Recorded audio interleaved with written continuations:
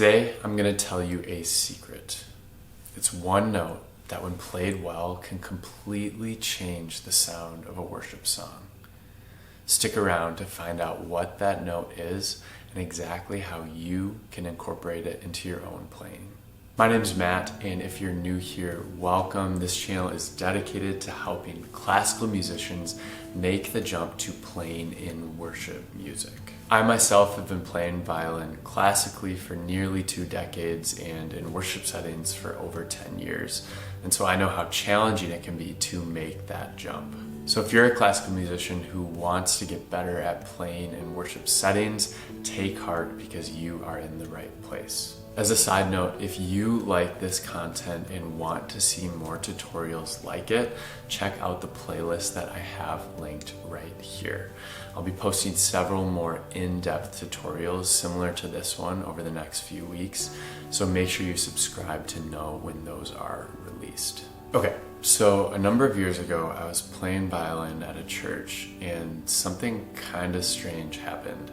I was still relatively new playing in this worship band, so I was still getting used to them and they were still getting used to me. But after we got done playing, the bass player came up to me and he said, that whole first verse, I was hearing this really weird sound, and I kept thinking to myself, what is that? Now, keep in mind, this guy is a very accomplished musician. He's a former music teacher and multi-instrumentalist who plays in rock and country bands. And so when it comes to knowing what sounds good or bad in a band, he knows what he's talking about. And in that moment, I had a feeling that he was about to tear me apart. I kept hearing this sound, he said, and then I finally realized what it was. It was you. At this point, I'm freaking out.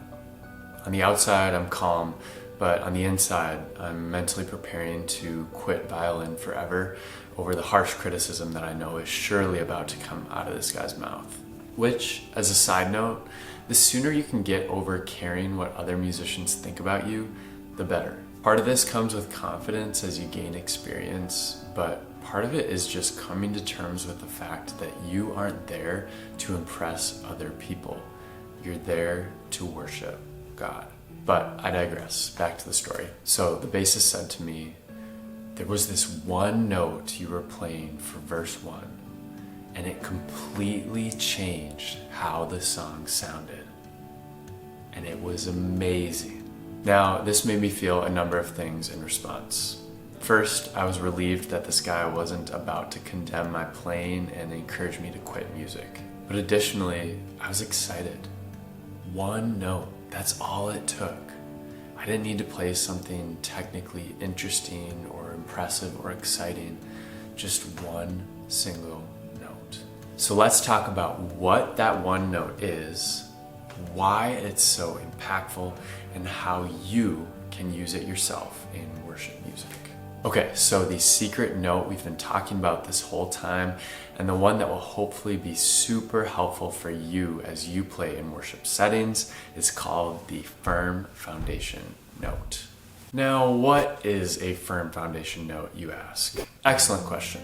Essentially, what a firm foundation note is it's a single note sustained over a relatively long period of time that can help lay the foundation for us both musically and spiritually. In some ways, you could think of it as functioning sort of like a drone or a pad, but it's also so much more than that. And we'll get to what I mean by that in a minute. Practically speaking, when you're choosing a firm foundation note, I'd recommend either using the 1, 3, or 5 of the tonic chord, or you could think of it as the 1, 3, or 5 of the key that you're in. You can experiment to see which of those notes sounds best based on the chord progression of the song, but most often it's going to be the 1 or the root note of the key. So for example, if the key is G major and the tonic chord is a G major triad, then the 1, 3, and 5 of that chord are going to be G, B, and D respectively. In the key of C major, the 1, 3, and 5 are C, E, and G, and you get the idea. Now regarding duration, Like I mentioned earlier, a firm foundation note is typically held over a relatively long period of time. Typically, it's held for the duration of a musical phrase, a full chord progression, or an entire section of a song. The reason I wouldn't consider anything shorter to be a firm foundation note is because part of how the firm foundation note anchors us musically is by providing constancy in the midst of change. In other words, as things are changing melodically, harmonically, and rhythmically around us, the firm foundation note keeps us grounded. So anything much shorter than the durations I just mentioned typically isn't long enough to feel like it's grounding us amidst change. Okay, let's take a look at an example. This is a clip of me playing a violin part for the song, Jesus Paid It All. Here our key is C major, and you'll hear that I chose to use C as our firm foundation note, which I hold for the duration of the entire first verse. Let's take a look at it.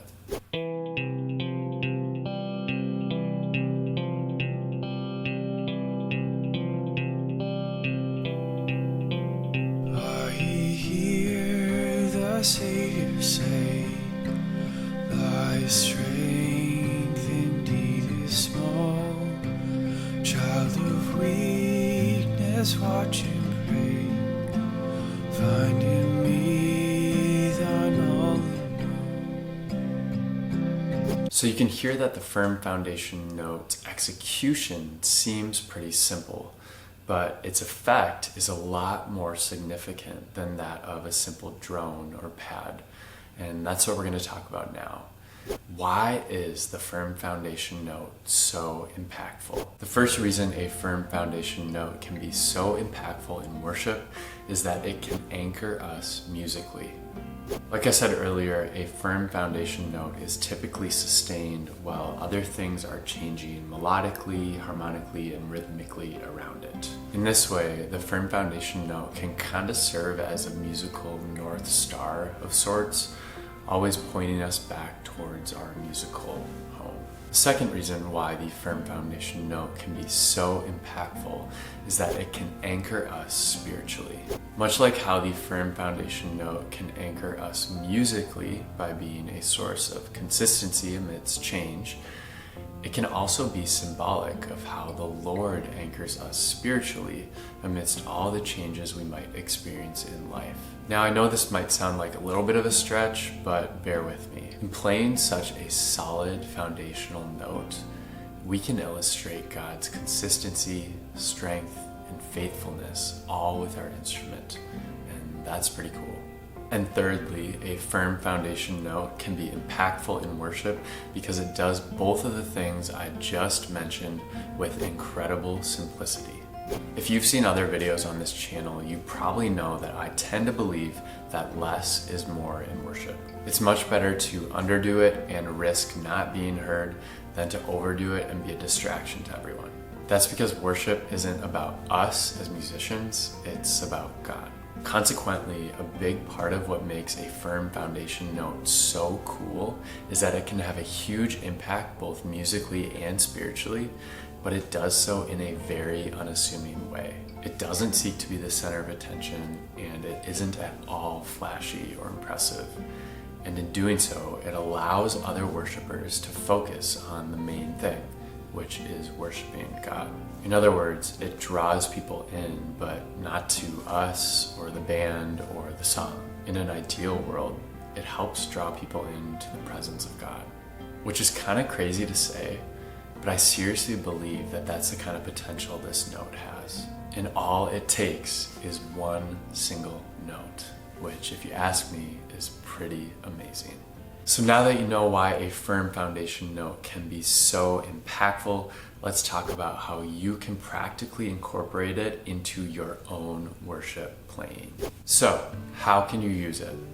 My best answer to this question, and the high-level answer to when you should use any technique in a worship setting, is this: when the Holy Spirit leads you to do so.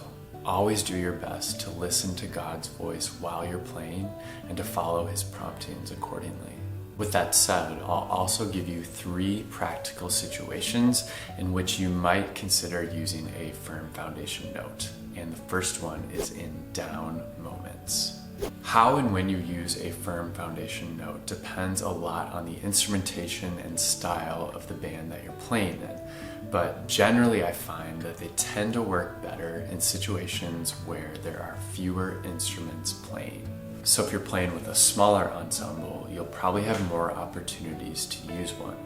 But if you're playing with a larger band, you'll need to be more selective. That's because if the full band is playing at full volume, a single sustained ambient note, like a firm foundation note, will just be drowned out by everyone else. And it's not a bad thing to blend in, but typically we don't want this note to be completely drowned out.